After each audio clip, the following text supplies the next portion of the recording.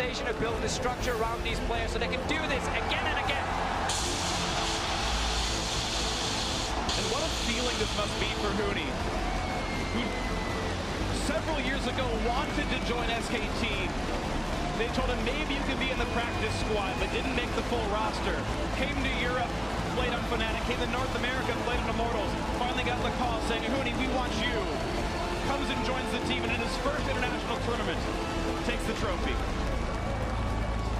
He had to travel the world, but now gets to stand side by side with Faker and Coma to raise that MSI trophy.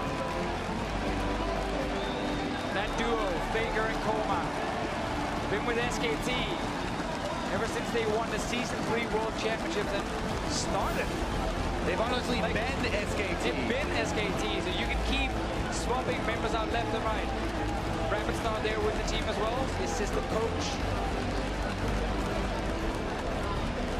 And they just keep on winning. It's so impressive. They can be so consistent.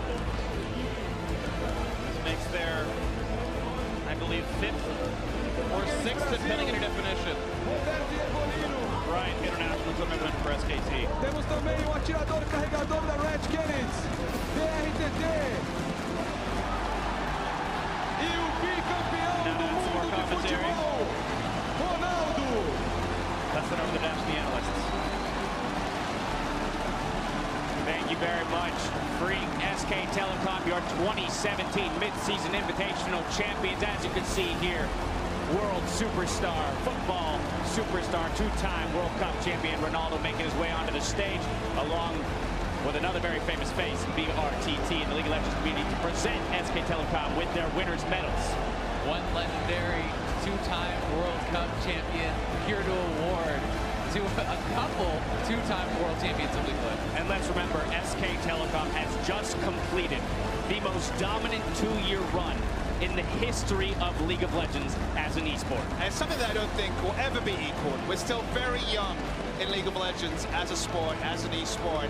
However long the game goes, this sort of dominance that looked impossible at the start of the scene, we're a part of history, just watching on as SKT continue to make.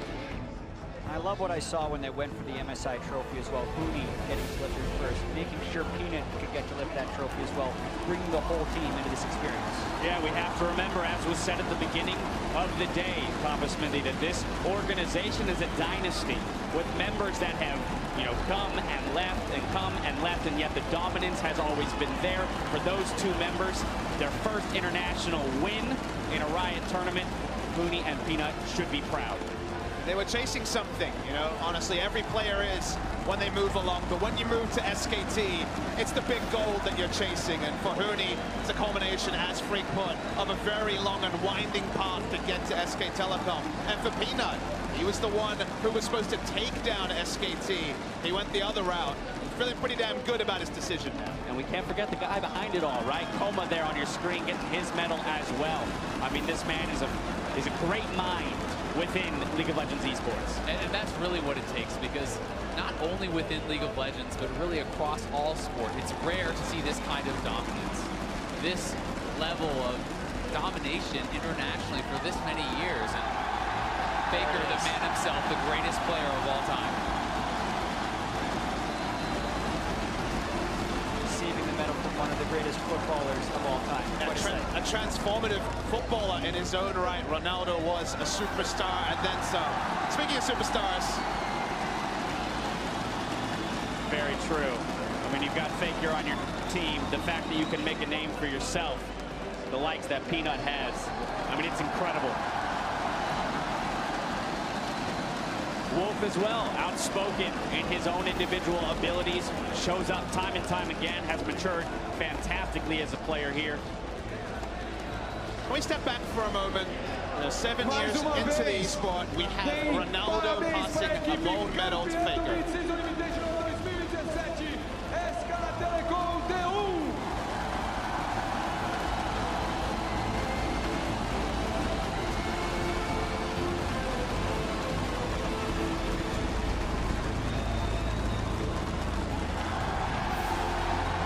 well-deserved trophy raised once again by our 2017 Mid-Season Invitational champions, and the crowd, wild as ever, loud as ever. Very pleased with the showing from both teams today. We have to remember that SK Telecom was challenged today. This did not come easily for them, and yet they fought through and achieved victory. And even though SKT often makes it look easy, it's never easy. Everyone wants this just as much as SKT does, but time and time again, SKT showed they are the best. And this just raises the question, how far does this team and this organization go? I mean, Papa Smith, you said perhaps a run that will never be matched again, but let's remember that this run's not over, right?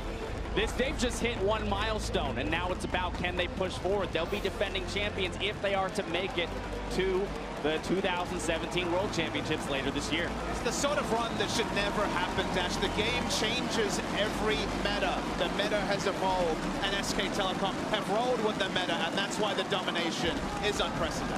And to answer that question, you have to ask another. When does Faker and Coma retire? When do they, stop?